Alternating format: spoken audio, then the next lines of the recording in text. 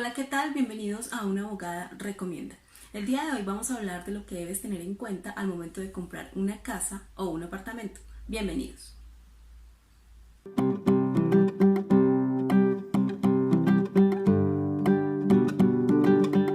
Lo primero que debes tener en cuenta es que la casa y el apartamento es lo que se conoce como un bien inmueble.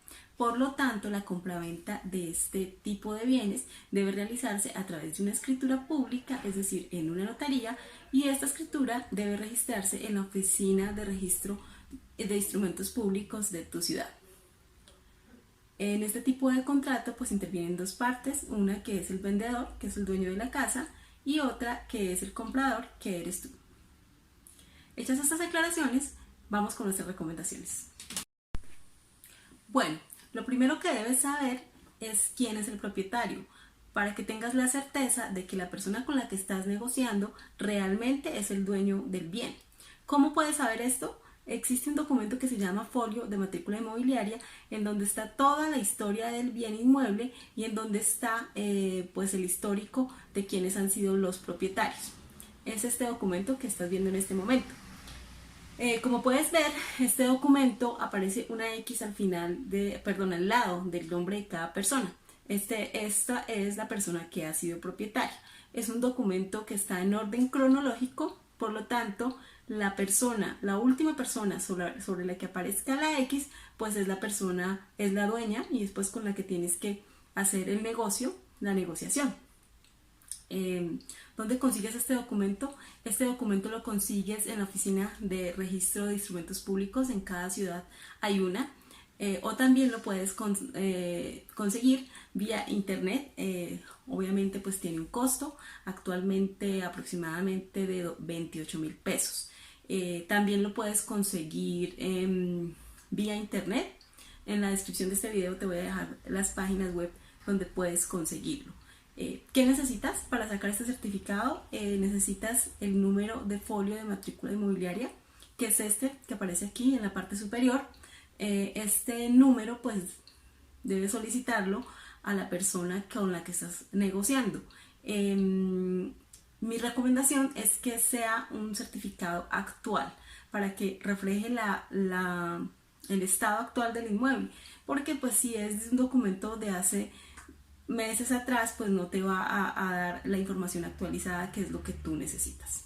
Bueno, ya sabiendo quién es el dueño del bien inmueble, es la persona con la que vas a negociar, pues también puedes negociar con un representante de esta persona. A veces ocurre que hay personas que están pues fuera del país y pueden designar a otra persona para que haga esa negociación. Asegúrate que esté debidamente, si es un intermediario, pues que esté debidamente autorizado, que exista un poder, o si es una inmobiliaria, pues que también exista esta autorización para que tú puedas hacer la negociación.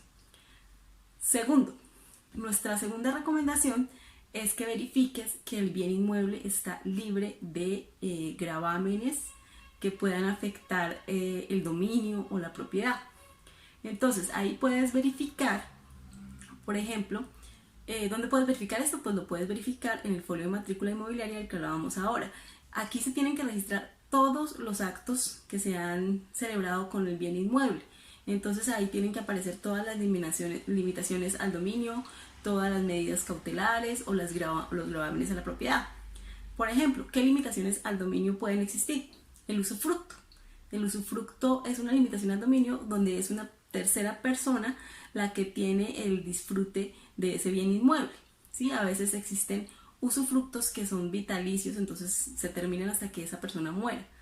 Otra limitación al dominio puede ser la afectación a vivienda familiar o patrimonio de familia o un fideicomiso civil. Pues tienes que mirar si el bien inmueble tiene constituido alguno de estas limitaciones, y pues esos son temas que puedes negociar con el vendedor para que se levanten al momento de perfeccionar la compraventa.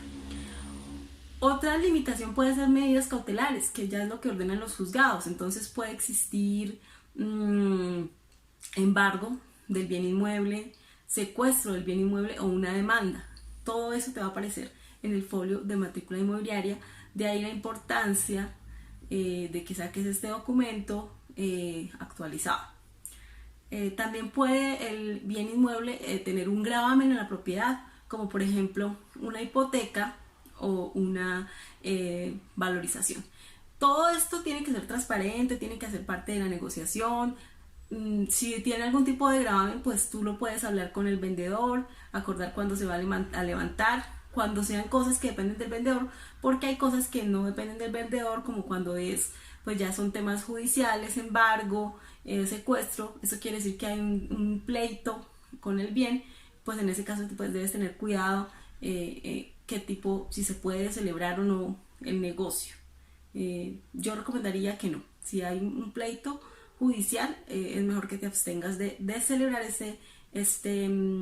negocio hasta tanto se resuelva. Para los demás tipos de limitaciones, pues sí, pues puedes hablar con el vendedor y negociar que se levante en el momento de que se constituya la escritura pública. Ahora vamos con nuestra tercera recomendación. Revisa el estado de pago de servicios públicos, del bien inmueble, de pronto que no pues tenga deudas por servicios públicos, que esté al día por todo este concepto para que te lo entreguen saneado. Cuarto, revisa de pronto si el inmueble está arrendado, cuándo termina ese contrato de arrendamiento. De pronto si tú vas a continuar con ese arrendamiento, pues lo que habría es un cambio de propietario, pero puede seguir el contrato de arrendamiento en curso.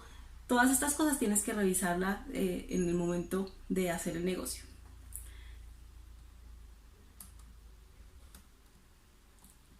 Quinto, si no vas a celebrar el contrato de una vez, o sea, de una vez pagar el precio y de una total y de una vez hacer la escritura, pues lo recomendable y lo que normalmente se hace es una promesa de contrato de compra-venta. ¿Por qué no dejé esto en primer lugar? Lo dejo luego de lo que les indiqué, porque pues antes de celebrar la promesa de compraventa pues tienes que revisar todo lo que te digo, que realmente sea el dueño, que no tengan gravámenes, el bien inmueble. Todo este tipo de cosas debes revisarla pues antes de celebrar la promesa de compraventa, porque ya pues aquí vas a adquirir una obligación que hay que cumplir. Entonces en la promesa de contrato de compraventa pues se va a decir cuándo se va a suscribir la escritura y cuándo se va a entregar el bien. Entonces por eso es muy importante que tengas bien claro que el bien se encuentra saneado.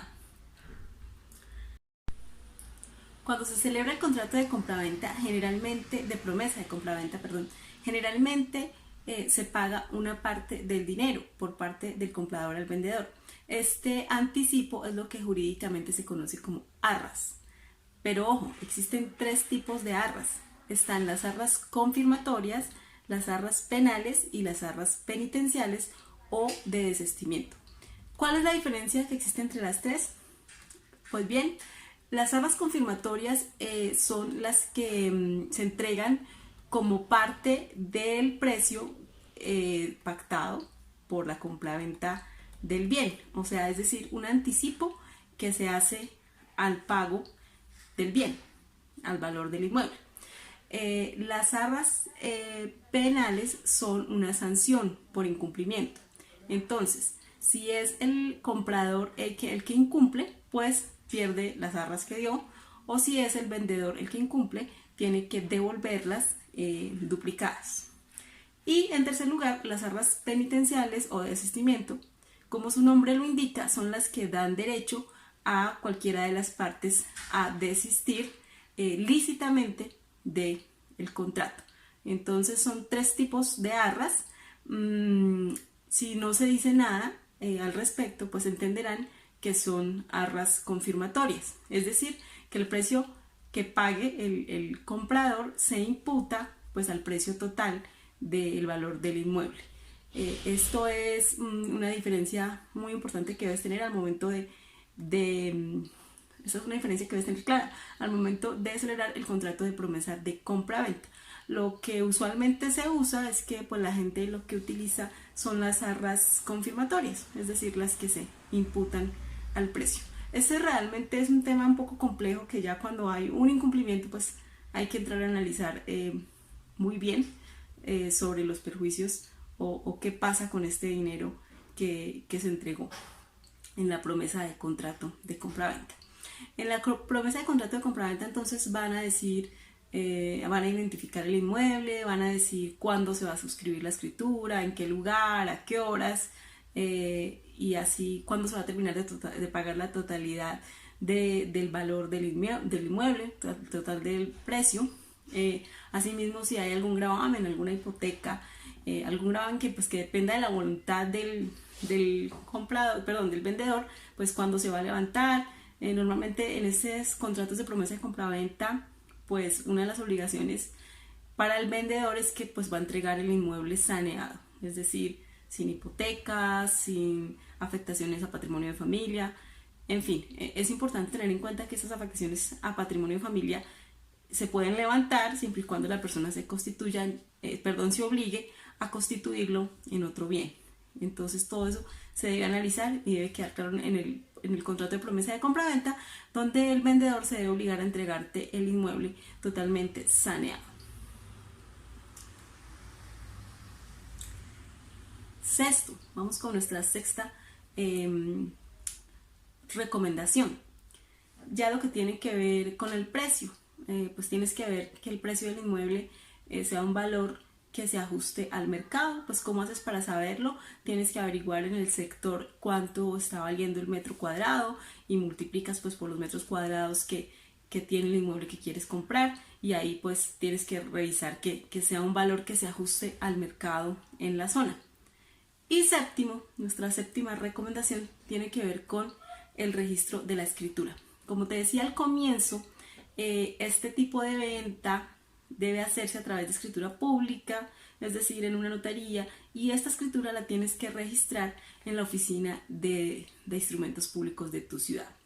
Si tú tienes la escritura y no la registras, pues realmente la venta no se perfecciona. Es muy importante que procedas a hacer este registro lo antes posible. ¿Por qué?